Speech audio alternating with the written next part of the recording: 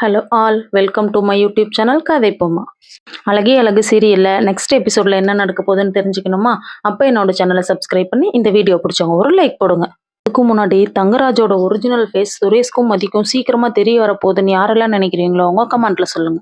ரொம்ப தங்கராஜ் சுரேஷ் கிட்ட நீ சீக்கிரமா லைஃபை ஸ்டார்ட் பண்ணு அப்படி இப்படின்னு பிரெயின் வாஷ் பண்றதை கேட்டு நம்ம சுரேஷ்க்கு ரொம்ப குழப்பத்துல உட்காந்துருக்கிறாரு. கொஞ்ச நேரம் கழிச்சு மாமா சொன்னா சரியாதான் இருக்கும் அப்படின்னு யோசிச்சு மதி ரூம்குள்ள போக, உள்ள போனா மதியும் ரேவதியும் உட்காந்து பேசிட்டு இருக்காங்க. மதி கிட்ட கேக்குறாங்க, மதி நான் கேக்குறேன்னு நீ ஒன்னும் தப்பா நினைச்சுக்க மாட்டியே, நான் உன்கிட்ட ஒரு விஷயம் கேட்கட்டுமா அப்படின்னு கேட்க, மதி சொல்றாங்க கேளுங்கக்கா அப்படின்னு சொல்றாங்க. மதி இதை நான் இந்த சூழ்நிலையில கேட்கலாமா வேணாமான்னு தெரியல. அவன் என் தம்பின்றதுனால நான் இதை உன்கிட்ட கேட்கல, ஜஸ்ட் ஆஸ் எ ஃப்ரெண்டா கேட்கறேன். உண்மையாவே சுரேஷ ஒரு விஷயத்துல கூட பிடிக்கவே இல்லையா?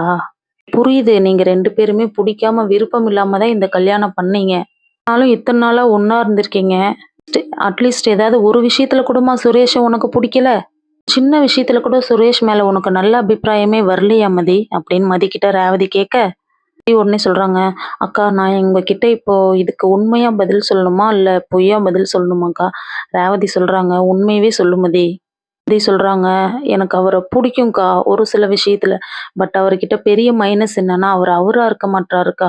அவர் அவரா இருக்கந்தா அவர் உண்மையாமே ரொம்ப நல்லவர் தான்க்கா. யாராவது ஏதாவது சொன்னா உடனே அதை அப்படியே நம்பிடுறாருக்கா. அங்க என்ன நடந்துச்சு அதெல்லாம் யோசிக்கவே மாட்டாரு. இவரெல்லாம் எப்படிக்கா போலீஸா இருக்காரு? யாராவது ஏதாவது சொன்னா யோசிக்காம டப்புன்னு ஒரு முடிவு எடுத்துடுறாருங்கக்கா. அது மட்டும் இல்லக்கா, ரொம்ப டக்கு டக்குன்னு கோவப்படுறாரு. அவரு வீட்ல பண்ற சின்ன சின்ன விஷயங்கள் எனக்கு பிடிக்கலன்றது உண்மைதான். பட் அதுல நல்லது இருக்கும்போது அதை மாத்திக்கிறதுல என்னக்கா தப்பு இருக்கு? அவரை பொறுத்த வரைக்கும் நான் சொல்றது சரியாவே இருந்தாலும் அதை நான் சொல்லக்கூடாதுன்னு எதிர்பார்க்கறாருங்கக்கா. அவர்கிட்ட மாத்திக்க வேண்டிய விஷயம் நிறைய இருக்குக்கா. அவர்கிட்ட பாசிட்டிவ்ன்றதோட நெகட்டிவ் தான் அதிகமா இருக்கு. சொல்லணும்னா நிறைய சொல்லிட்டே போலாம்க்கா.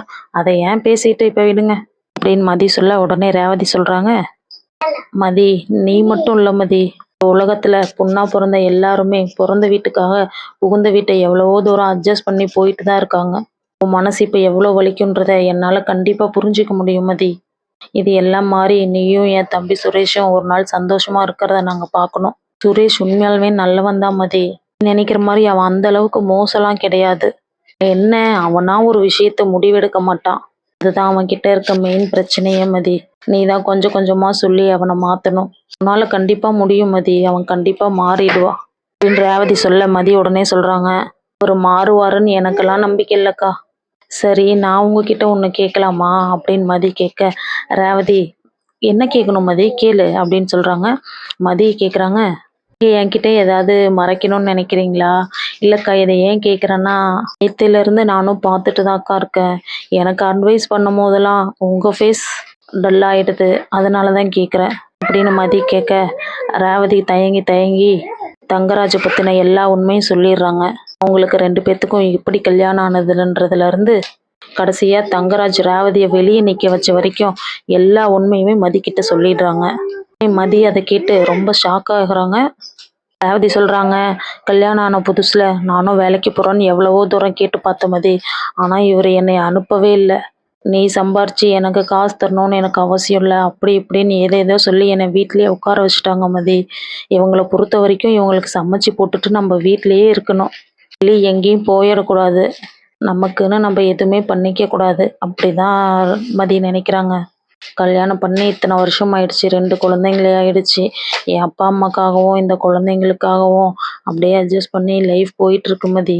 நீ பார்த்துருக்கல்ல, என் தம்பி விட தங்கராஜ் 1000 மடங்கு ஃப்ராடு மதி. அவங்கள எதிர்த்து பேச தெரியாமலாம் நம்ம வாய மூடிட்டு இருக்கல. அவங்க ஏதோ நினைச்சிட்டு இருக்காங்க நம்ம அவங்களுக்கு பயந்துட்டு இருக்கோம்னு. ஆனா அது உண்மை இல்லைன்றது அவங்களுக்கு தெரிய வருமோ என்னமோ, எப்ப தெரிய வரும்னு தெரியல. சரி விடு, தேவையில்லாம இந்த டைம்ல என் லைஃப் ஸ்டோரி சொல்லி உனக்கு நான் போர் அடிக்க வச்சிட்டேன் அப்படின்னு சொல்ல, வெளியே நின்று நம்ம சுரேஷ் மதி பேசுனது ரேவதி பேசுனது எல்லாம் கேட்டுட்டு நிக்கிறாங்க. தங்கராஜ் மாமா ரேவதி அக்காவை வெளியே நிக்க வச்சாரா அப்படின்னு மனசுக்குள்ளேயே நினைச்சு கோவப்படுறாங்க தங்கராஜ் மேல. மாமா கிட்ட இதை உடனே கேட்டே ஆகணும் அப்படின்னு சுரேஷ் மனசுக்குள்ளேயே நினைச்சிட்டு இருக்கும்போது ரேவதி டோரை ஓப்பன் பண்ணி வெளியே வந்து சுரேஷ் கிட்ட கேக்குறாங்க, டேய் நீ எப்படா வெளியே வந்த, ஏன் வெளியவே நின்றுட்டு இருக்க அப்படின்னு கேட்க, சுரேஷ் உடனே சொல்றாங்க, நான் இப்பதாக்கா வந்தேன், நீங்க ஏதோ பேசிட்டு இருந்தீங்களா, அதான் டிஸ்டர்ப் பண்ண வேணான்னு வெளியவே நின்னுட்டேன் அப்படின்னு சுரேஷ் சொல்ல, ரேவதி உடனே டவுட்டாக பார்க்குறாங்க. நெக்ஸ்ட் எபிசோடில் என்ன நடக்க போகுதுன்னு நாளைக்கு பார்க்கலாம். என்னோட சேனலை சப்ஸ்கிரைப் பண்ணாதவங்க சப்ஸ்கிரைப் பண்ணிக்கோங்க. இந்த வீடியோ பிடிச்சவங்க ஒரு லைக் போடுங்க. Bye bye.